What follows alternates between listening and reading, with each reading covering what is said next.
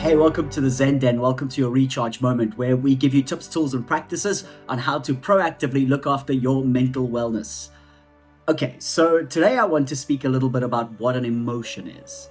So, an emotion is the body's physiological response to something, and then your thought about that physiological response. I'll tell you a quick story. There was this researcher, and what she did one day, she was actually researching emotions, and she was inputting like yes, no's, pretty boring Friday afternoon, yes, no, into the computer. And this guy that digged her, a fellow researcher, came to her and said to her, "Hey, do you want to go maybe have some coffee quickly?" And this guy had like tried his luck with her a few times. Now he just got her on the right day because she was like super bored. So she was like, you know what? I'm just going to do this. I'm going to go with the dude. I don't dig him. I don't like him. And I don't want to give him like false vibes, but I'm going to go. So off they go. And she goes to the cafeteria. She has a coffee. She has a tea. He has a coffee. And they're sitting down. And he starts speaking about something really interesting, something that really interests her. And she says all of a sudden she starts feeling like these things in her body. She like feels the butterflies. She like feels the hair on her arms like stand up, and she's like, ooh, what is this? And she gets a little bit lightheaded.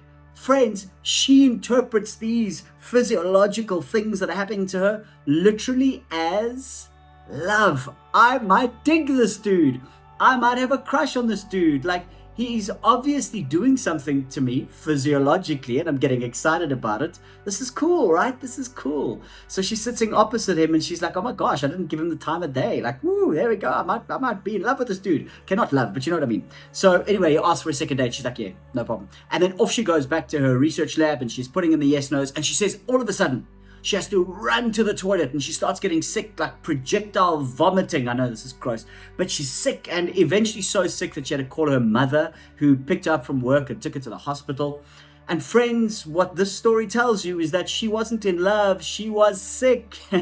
Literally, those were the beginnings of sickness, right? Because that's how you'd feel. You'd feel a bit lightheaded, the hairs on your arms are standing up. You would maybe feel some butterflies in your stomach, like these weird feelings. So she was interpreting that as having a crush on this dude, but actually she was just sick. And she began to realize again how important it is to remember that emotions are not something that exists outside of us and that have these concretenesses about them. No, they are the feeling in your body and your interpretation of that feeling. I'll give you another example. I love roller coasters. And the night before I went on the world's fastest roller coaster, I couldn't sleep. I was so excited. I know, I'm like a child. So excited.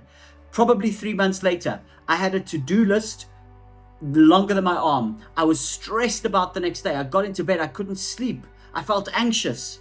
And I noticed something. It feels exactly the same way in the body. It's the same feeling, that excitement, that anxiety, the same feeling. However, because of the thought and the environment that I'm placing on top of it, it's now either excitement or anxiety. Why is this important? Because here's the thing. Most of us don't know how to handle emotions because we don't know how to handle or sit with these weird feelings inside of us. If we could only just learn to sit with these feelings, or try to move these feelings, we can then make good logical decisions once the emotion is out of it. So we can temper the feeling, temper the emotion, and then make logical decisions, right?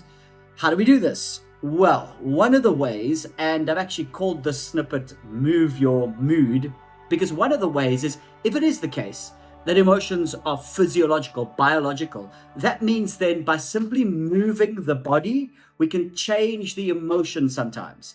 And very often it works like this. Moving the body, twisting and turning, running, going for a walk, jumping up and down, putting your favorite song on and having a dance to your favorite song. It's going to throw in a bit of endorphins and serotonin as well, which are some happy hormones.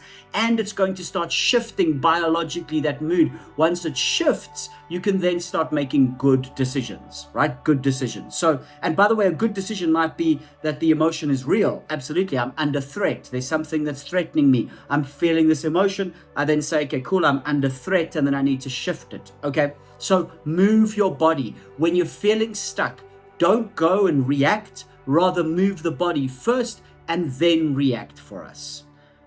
Move your mood. All right, good luck. Try it this week. I'll see you soon again on the Zen Den. Bye.